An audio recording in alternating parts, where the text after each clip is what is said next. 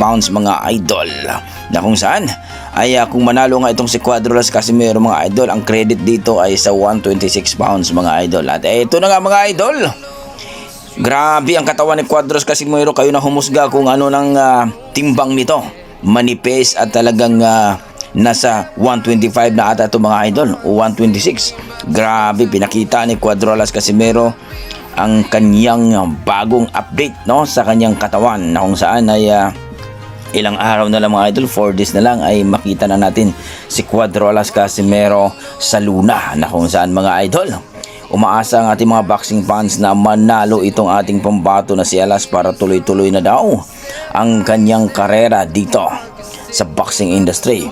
Na umaasa ang ating mga boxing fans na ang sinabi ni Cuadrolas Casimero na magiging 4 Division World Champion ay talagang ikinasasaya ng ating mga boxing fans. Sa kabilang banda mga idol, ito na nga pala mga idol,